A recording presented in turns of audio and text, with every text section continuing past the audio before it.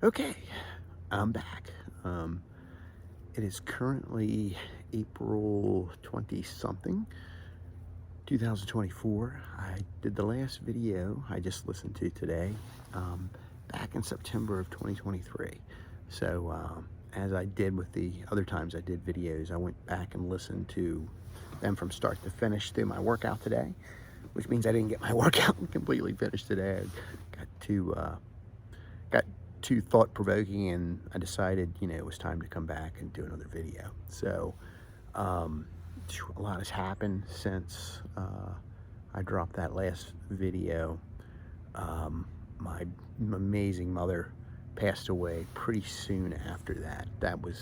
I was kind of referring to that um, when I was on that video the last time, and she passed in a most beautiful and amazing and in a way gentle, very sad, but um, just I was so fortunate to spend some time with her right before she passed, and her and I were very close. I got to spend a lot of time with her. Her last day was like a fairy tale. Dad and my sister went crabbing that morning, and I watched her that morning, and we knew she was, getting closer, the way she was breathing, and I sat with her in the dark because they went out to go crabbing pretty early, like 4 a.m., and I just kind of sat there because she wasn't asleep, but I didn't want to turn the lights on, and just kind of sat beside her and just kind of held her hand and rubbed her, and told her that I loved her and she was going to be safe, and you know, there's nothing to be afraid of, um, and we just kind of enjoyed each other's company, and I was, sending her as much vibes as I could, and I knew she was partly, seeing things and was probably in other places besides in that living room with me, but so got to spend the morning with her, and they caught some crabs, and we invited everybody over, and everybody was starting to see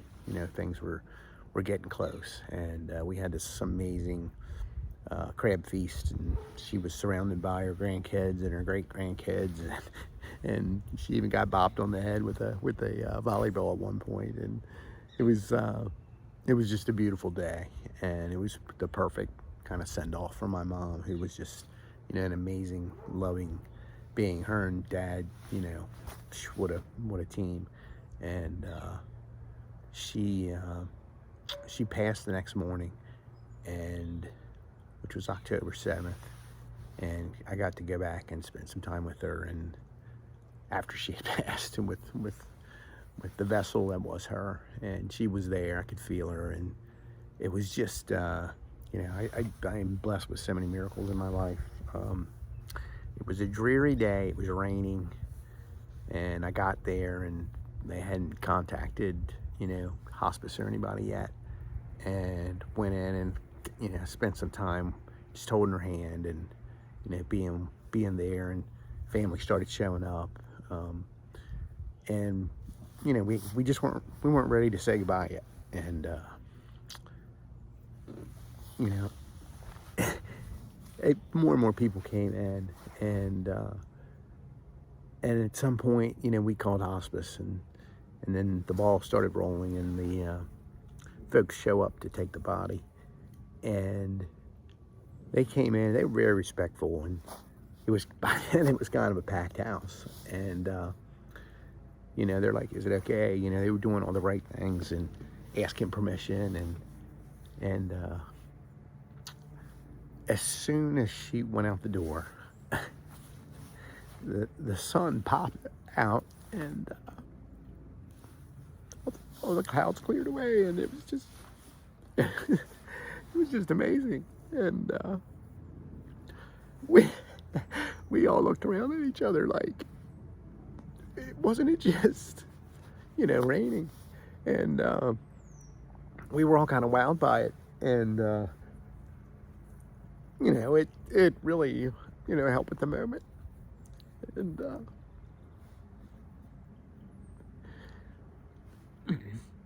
I knew that was Mom's way of saying she was okay. You know, it was more validation of, you know, of what I thought all along. So it was, it was a moving day, and and not to, you know, go so deep, but soon after that, like I said, we're sitting out there, we're thinking, geez, it's so crazy that, you know, the sun just, like, as soon as the door opened up, it went from gray to sun, and there was a cardinal.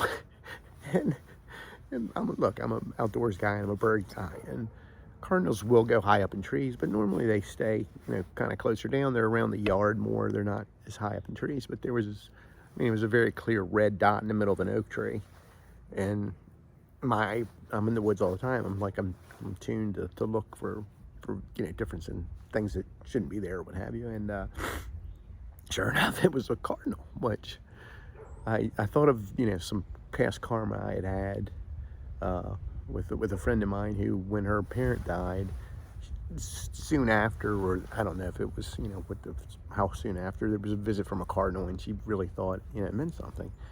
And I saw that cardinal, and I'm like, that's weird. That cardinal's so high up in the tree. And I took my phone out, and I took a picture of it, because my phone is a lot better than my eyes. And the cardinal was looking straight, like, down at the room. It was just a weird thing, and it could have been circumstance, you know, but it just sure didn't feel like it. And I thought about my friend at that time, and I kind of had, you know, scoffed it off with her, and you know, I think I reconnected with her after that. So, you know, good things come from these things usually. So so yeah, I lost my mom, and which is something that I had always feared. You know, the youngest kid, I got to spend the least time with her of my siblings, and but you know, we just have a tremendous family, and there's a lot of love there. And the funeral, you know, went as, you know, was good as it could have, I guess you could say. And she was honored, and it was clear, you know, the love in the room. So so that you know, that was a kind of a big piece of life, something I always dreaded.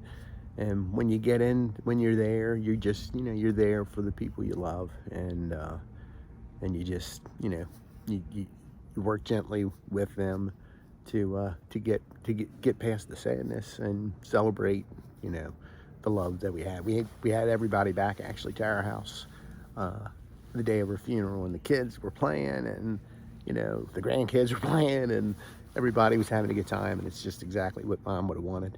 So so just put an exclamation point on an excellent life. So, and I look forward to, you know, I feel her with me sometimes. I speak out to her, and I think she hears me, and I think I hear her, and you know, she'll always be a part of me.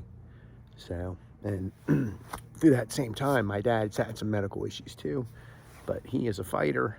He's gotten through some, I don't want to tell anybody else's story, I'm just telling mine, but he's fought through some major health challenges, and we're all looking forward to taking a vacation together. So he's working real hard to rehab, so he can be strong enough to go, and he's getting there. He's, you know, he's in his 80s, so, you know, but he's a fighter, and he's working real hard. Hopefully we'll all get to enjoy a vacation together soon here. So just to bring you up to speed, I kind of, when I went back and listened to what I had written, you know, I think about things that I would have changed, you know, or did I say correctly, or did I get my thought across the way I wanted to? And surprisingly, I know there's and other repetitive words in there, but I think my thought comes out pretty clear.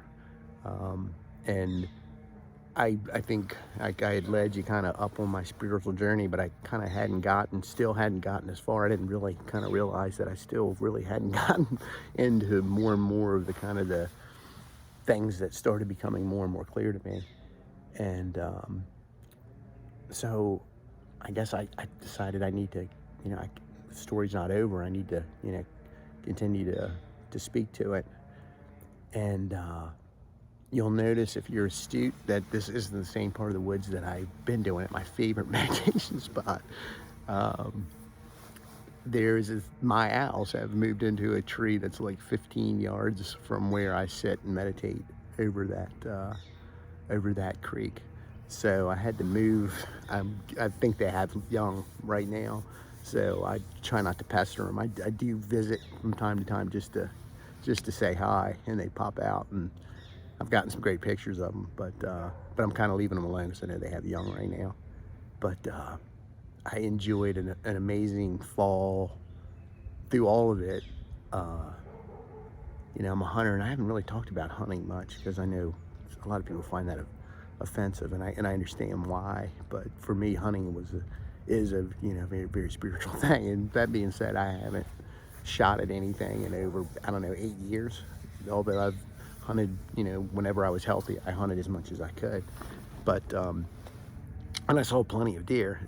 It wasn't that. It's just I'm at a different place in my life where I'm not there just to kill an animal. I'm out there for other reasons. So, but there was one of the largest bucks I've ever seen running around the property.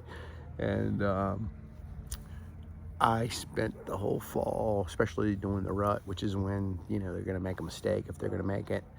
And I had lots of pictures of him on my cameras, and I kind of knew where his home territory was, and I knew I'd get maybe one day, and I did. I saw him one day, and before I did not shoot him. I couldn't get a shot. He was, I've got an ethical agreement with the powers that be that I'd never take an unethical shot at a deer, and I wouldn't do that. I don't care how colossal a deer is. But I saw him 3 times in one day, and he was out of range, or behind stuff, or he just was at the wrong angle the whole time. But gosh, what a magnificent deer. And I believe he made it through the season. So hopefully he'll be still running around next year, and he'll be even more colossal. But it was almost a fairy tale, with my mom passing, and then having one of the almost some mythical sized deer running around. And kind of the miracles just kind of continued. Health wise, I've been stable for the most part. You can still have issues, but I'm doing everything I can to mitigate. But I'm enjoying every day for sure. And I just got back to reading Autobiography of a Yogi, which is a book that I was reading when I was going over and watching Mom and Dad when they would crab, and I'd watch her when she was asleep. I'd read that book, or I started reading that book, and then she passed away while I was about halfway through it. And I kind of put it down, and I was learning so much, but then so much had to be done. And when I read that book, I want to be able to concentrate. I end up having to go back and read certain sentences and paragraphs multiple times anyway to try to understand it. But I wanted to, I needed some time away from it. And but I recently picked that back up, and again, it's amazing. The more and more I get through the book, and the more he's talking about the different yogis and saints and Jesus and Buddha and all of the the spiritual masters of the present and the past. The more and more I learn, and I've been pretty religious on my working out to make sure I'm trying to eat right and work out, and because I'm looking forward to this vacation as well. My wife and I went on a 2-week cruise to Panama, and it was amazing. It's just a great day.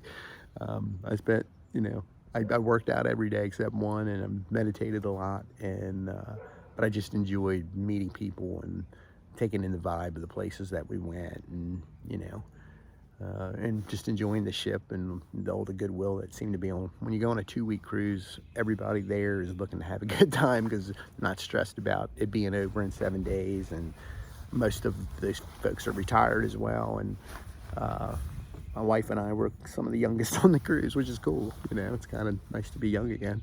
And but man, just met a bunch of great people. So again, not to ramble, but just getting you caught up in my life. So, you know, while I'm traveling the spiritual journey, I'm also enjoying, you know, material joy, I guess you could say, which is nice. And I appreciate it. And I'm so glad I can, you know, spend time with my family. I got one that's going to get married in November. That's the other thing that happened. So, you know, there's all kinds of exciting things going on in the kid's life, and it's fun to be, you know, be a part of it and be an advisor, and, you know, to be there to kind of help them figure out things. So just enjoying life. And but I'm still pushing one thing, and that's meditation. If you can do one thing to make yourself just feel better and maybe happier, start with meditation. The more I understand things, the more meditation is very much a key to starting to just understand and just be happier, I guess. So I continue to follow the latest physics and stuff. I guess another miracle that happened in this time period is I realized that my best buddy is in a band with with a physicist, an applied physicist at the Johns Hopkins Applied Physics Lab. So, as you guys know, if you've listened to, you know, my previous stuff, I talk about physics quite a bit, and I think about physics a lot, and physics comes up a lot in meditation for me. And I had this thought, and I try to screen. I have a lot of thoughts about physics, so I don't want to bombard somebody with this type of credentials with a dumb question.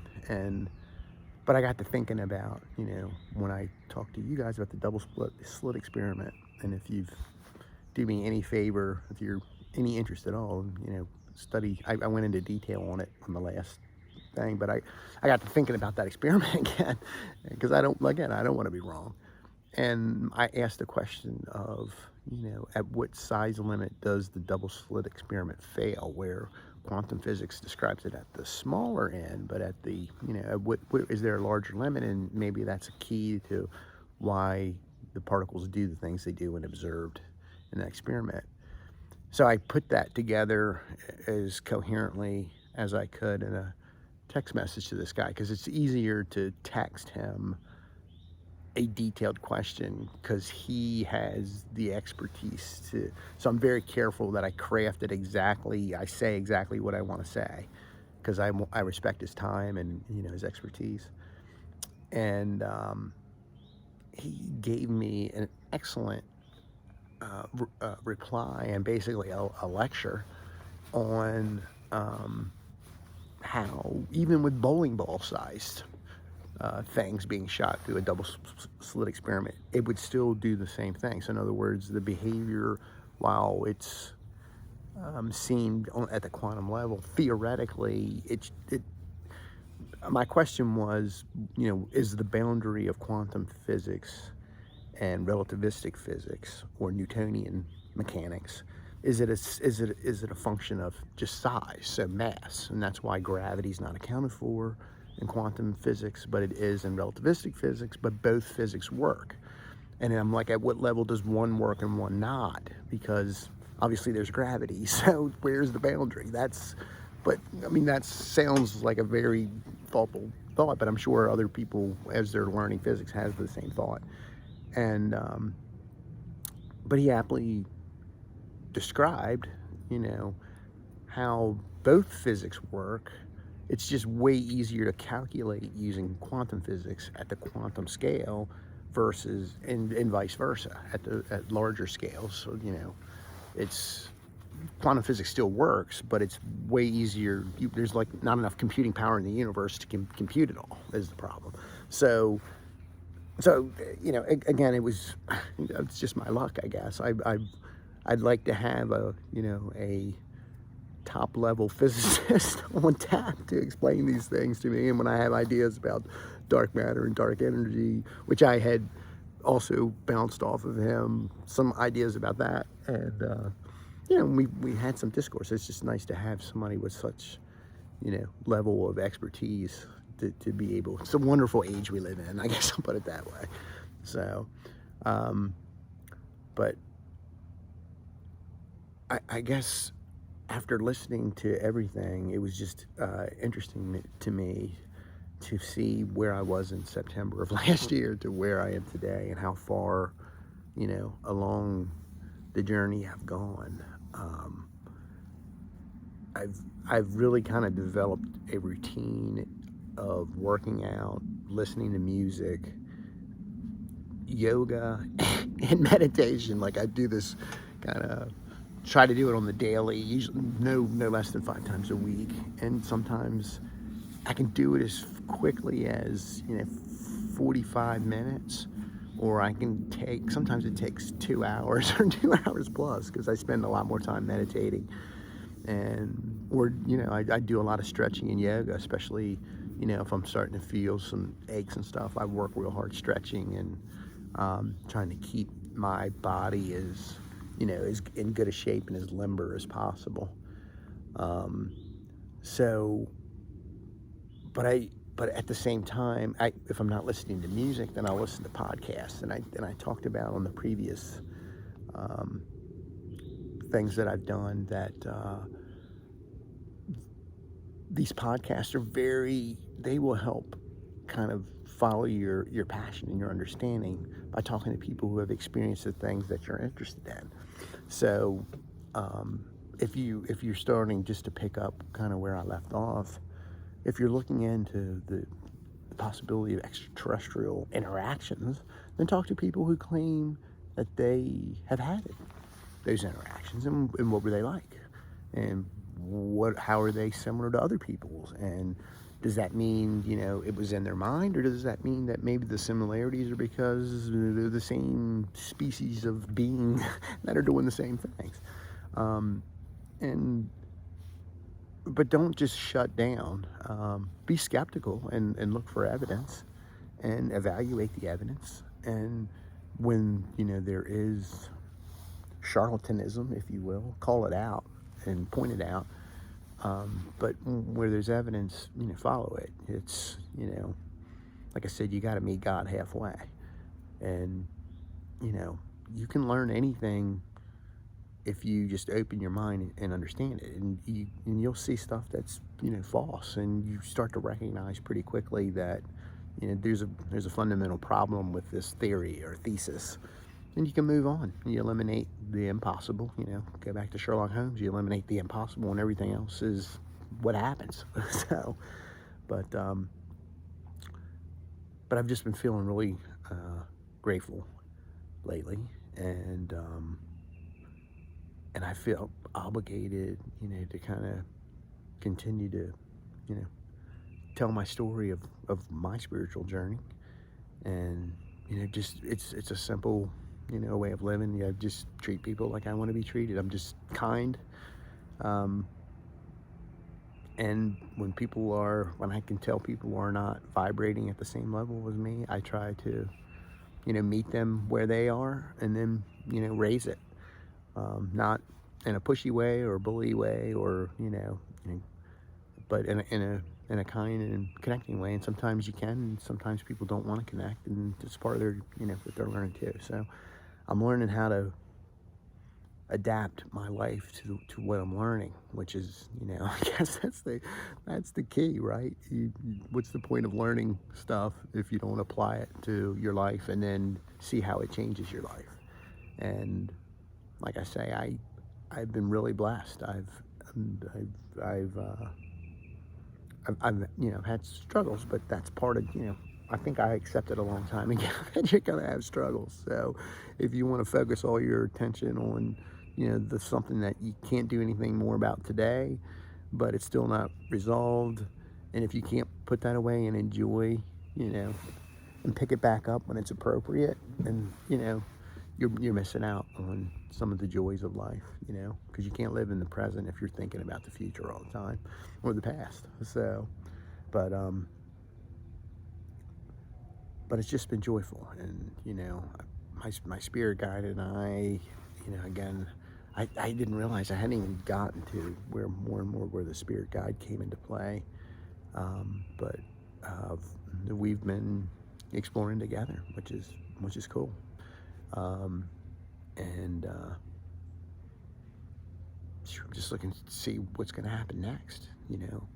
What am I going to learn next? I'm finishing up this book, and it's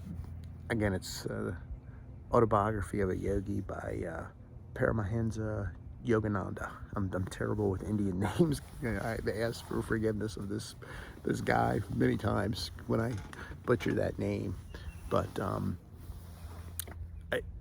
I'd advise you to read it. A lot of people that have said they've read the Bible, I advise you to read the Bible too. And listen to what other people say. These guys have read the same books that are in the Bible that the Romans who put the Bible together did. So, there's some of this stuff goes way before the Bible. A lot of this knowledge, this thought, this philosophy, this understanding of reality has been around. It's not like I'm not discovering anything new. A lot of this stuff is thousands of years old. People knew a lot of this philosophy. So, but as a Westerner, it's, reading, what these folks could do or can do with the miracles, the levitation, the being in multiple places at multiple times. These masters had figured out hacks into reality, if you will, the 3D reality, and demonstrated it, on multiple times. Levitation, same things that Jesus did in the Bible, and curing people. I mean, a lot of it's healing. What's more noble than that? Healing others with powers that you understand reality better than people who don't know how to heal people, for lack of a better term. So, and the book has a lot about Jesus in it. So if you're a Christian and you want to, start to just see what's outside of Christianity, that, that still marries well with the core of God is love,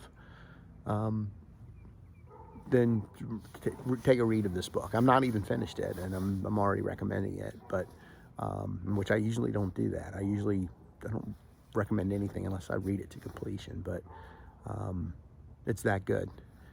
And those other references that I gave, Dolores Cannon's work. Again, if you're struggling with it, with your spiritual journey with your religion, and you're a Christian, they're not mutually exclusive. You can be a lover and follower of Jesus. He's a great person to follow. He's, like I said, the Hindus consider him up there with their highest, beings that they worship. That was something I did not know. When I started trying to understand these things. It's okay. It's all about your intentions and what you do with other people. What Jesus, tells us to do, or any spirit guide or what have you tells us to do, is just, that's advice. You have free will here.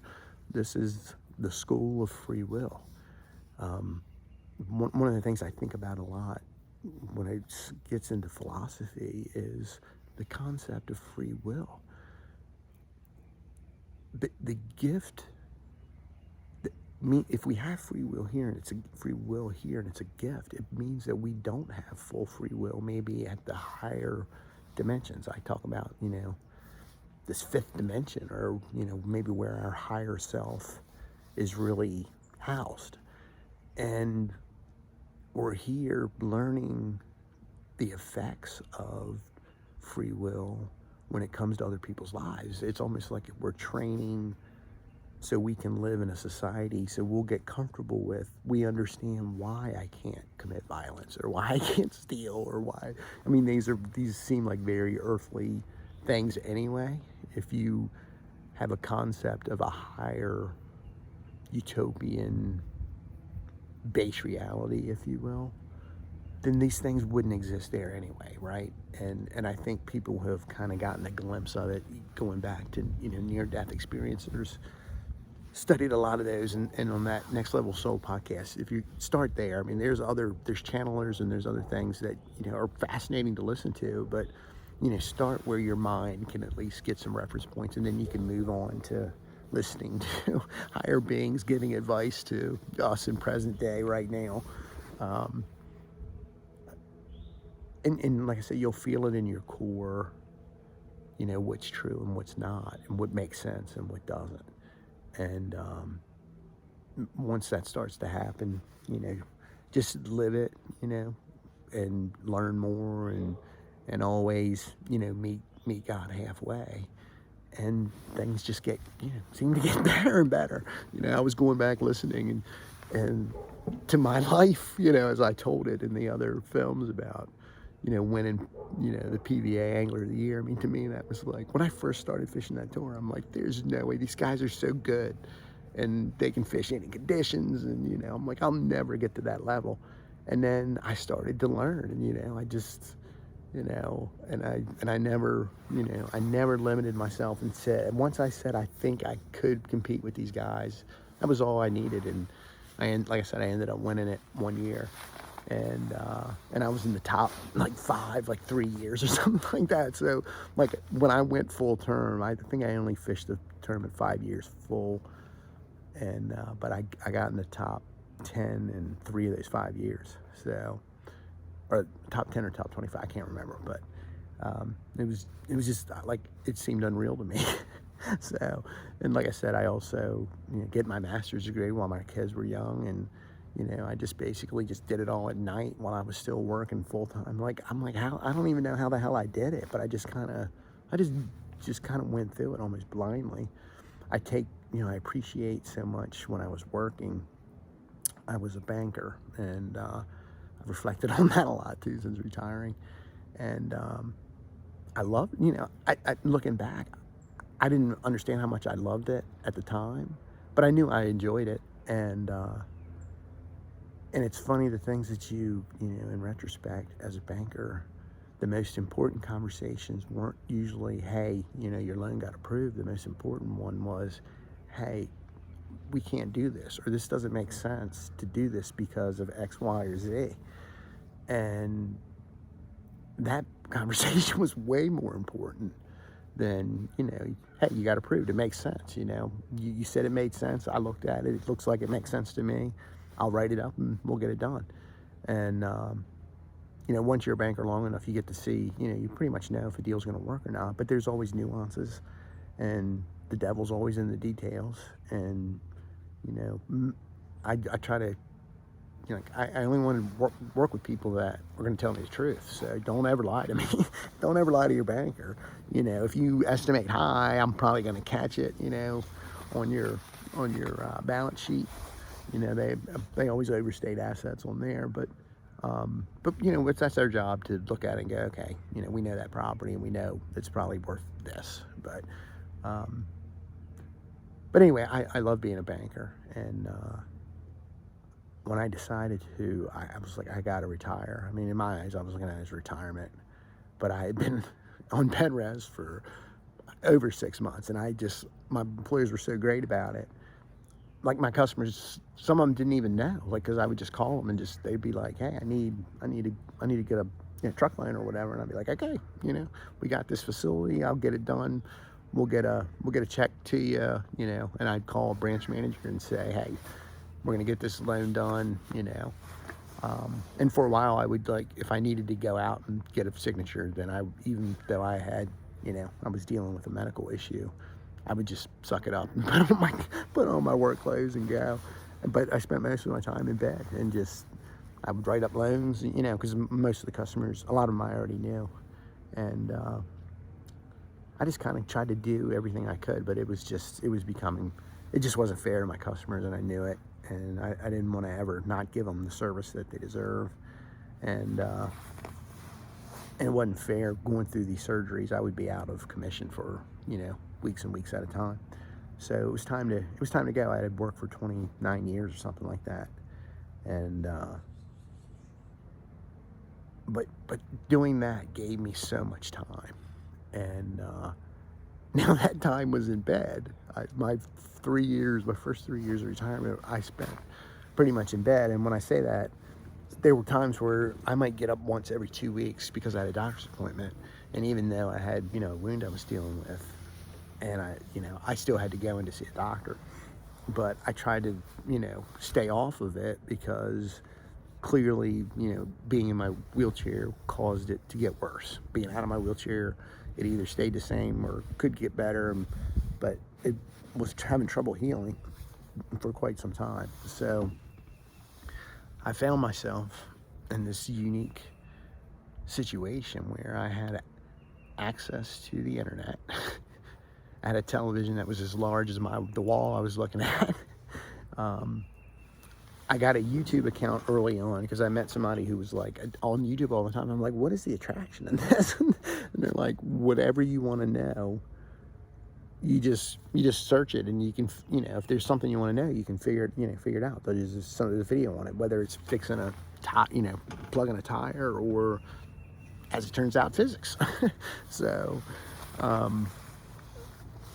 had all this time, and I watched a lot of TV throughout my life. I don't know how I squeezed all that in, but I kind of already seen everything fiction-wise, so I started just learning stuff while I was on bed rest. And so I didn't waste any time. I spent my time dealing with my medical issues, but all the other time I just spent pretty much learning. And my wife, was, God bless her, she was, taking care of me, brought my dinner down and took my dishes back up. And I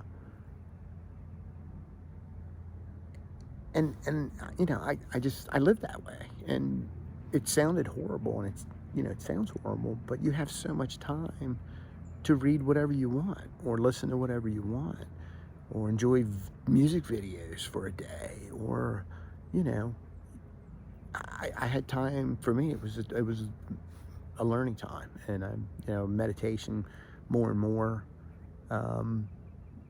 came into play, and I was never lonely, even when I was by myself, because I was always, in deep thoughts, and learning things, and again, that's, I guess, when the spirit guide more and more, as I'm connecting and putting two and two together, and connecting the dots in my life. And I'm like, there's been somebody with me, telling me this stuff.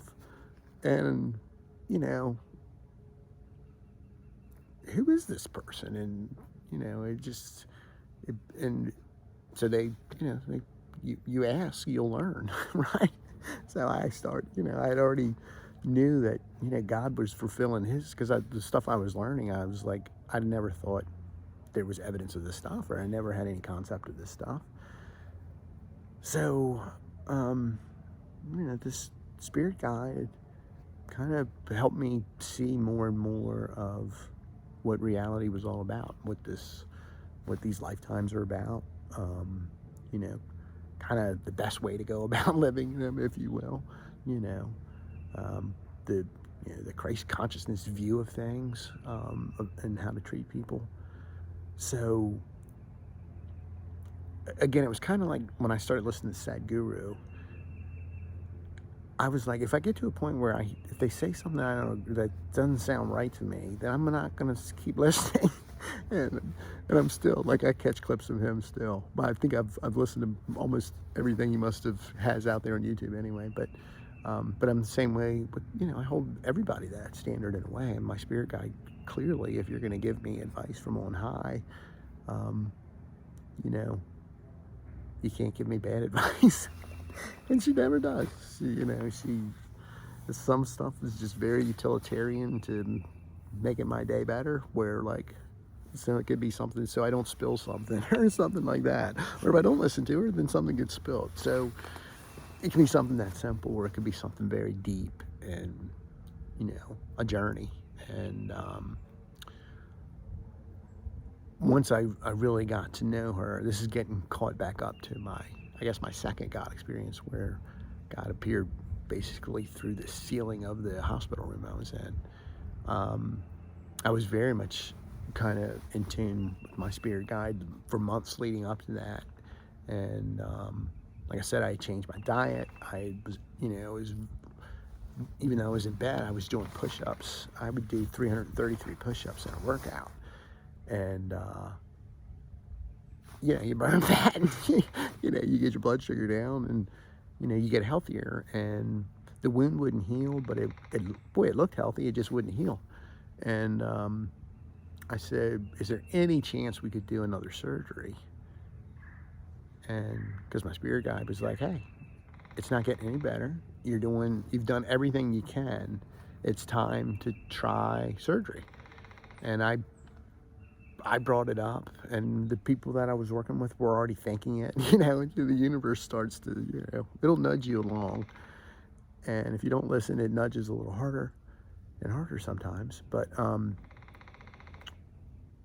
we decided I went back to see the surgeon who did it, and the last time. And he said, you know what, I think we can. He goes, this looks pretty healthy. He goes, let's give it a shot. And I was like, okay, And I got filled with optimism. And I'm not necessarily, I kind of take these things one day at a time. I don't get overly optimistic, but for some reason, I got optimistic that, because I guess with the other changes that this might work. And so I did everything to stay healthy right up until the point. And then I went in for surgery, and I knew I was going to be in for 6 weeks, and then there was going to be another 6 weeks after. It was estimated for rehabilitation, and I was going to go back to the same rehab hospital that I had had an amazing experience with 3 years prior, and met some amazing people. And so I wasn't, I wanted to get through it, but I knew I was going to take it one day at a time, and I was going to enjoy every day of it, even though it sounds terrible to enjoy being in the hospital or enjoy being in a rehab hospital. But that's the way you kind of look at it, because I knew to get from point A to point B, it went through the hospital and it went through the rehab, and then maybe, just maybe, you can stay healthy enough to enjoy, years, months, whatever afterwards, but enjoy everyone that you get. And so when I had the surgery, after the surgery, I'm going back now to 2022, because I'm trying to get you along my spiritual journey of things I was learning as I was going along.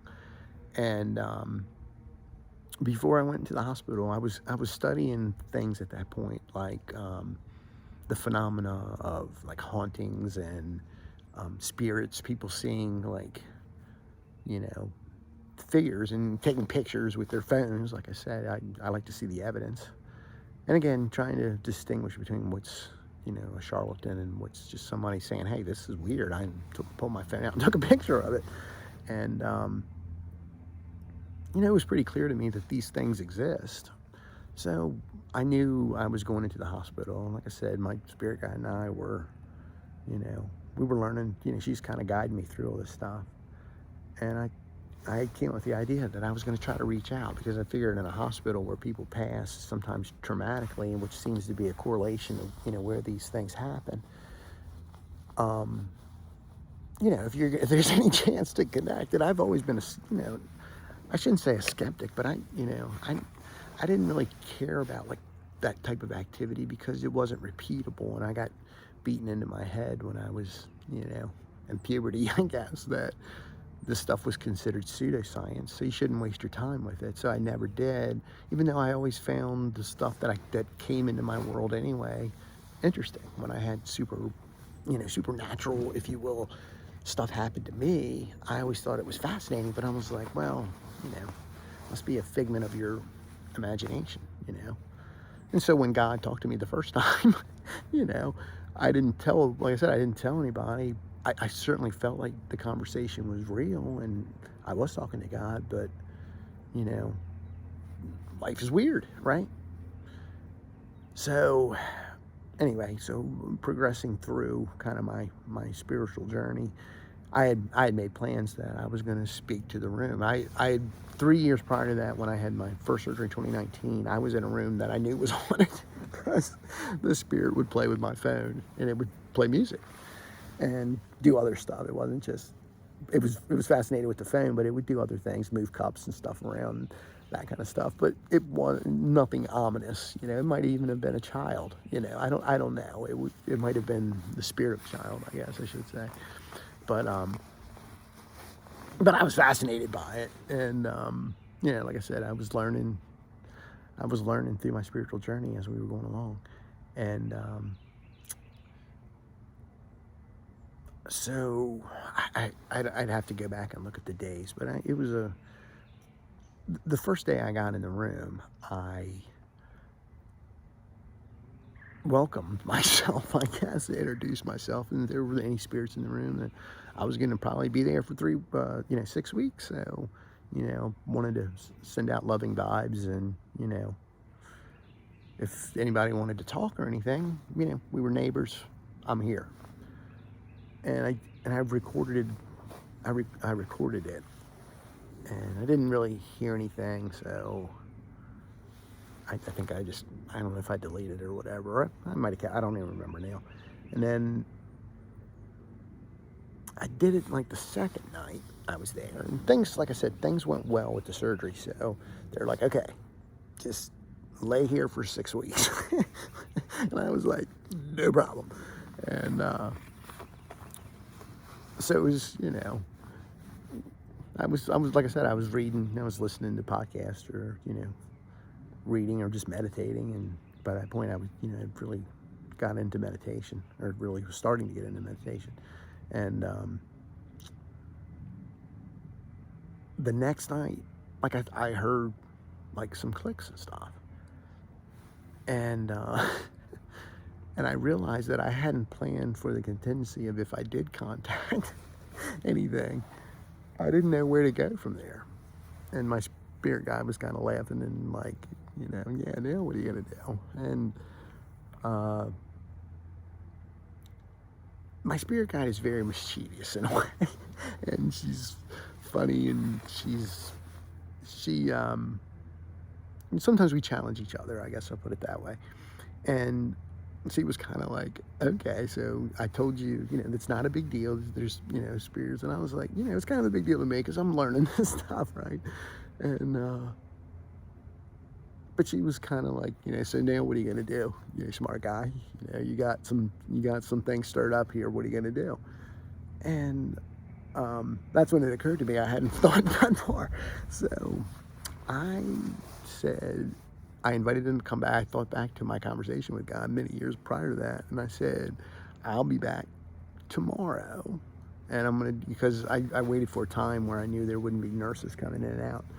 And I said, I'll be better prepared tomorrow. And I said, you know, we'll take it from there. And that's what I did. And so then my mind was spinning as to, you know, now what do I want to do? So, you know, I was like, I decided that one thing I had learned is that I think a lot of this energy that's residual possibly is just leftover spirit that didn't go back with the main spirit when people pass. In other words, just like residual energy, and maybe left by raw or extreme emotion or fear or shock or what have you.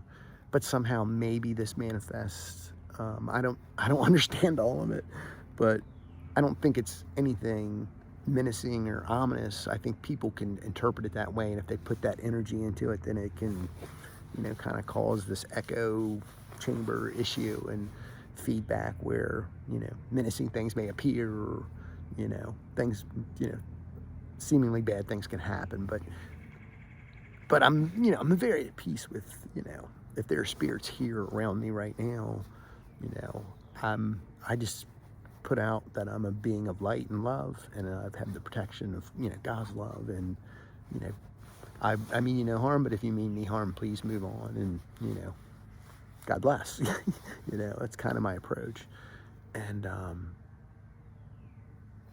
it just seems like a, you know, a safe way to kind of live life if you're exploring, you know, things that don't go into things with fear about the devil or, evil spirits. A lot of that, you have that protection. You're one of God's beings. You're a conscious being just like I am.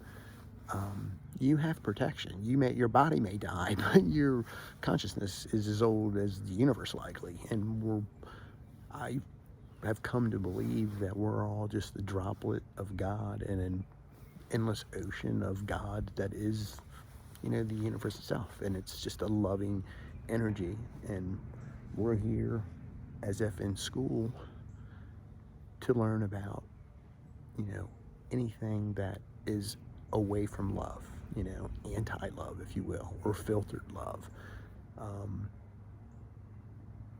And you can't experience that at higher levels. So you have to come here to learn the lessons, and then, you pass that on in the way you think and how you live. And, I think I don't understand the classic idea of enlightenment, and I respect, the spiritual masters so much that I wouldn't want to, claim enlightenment, but I think that is getting close to what it's defined at.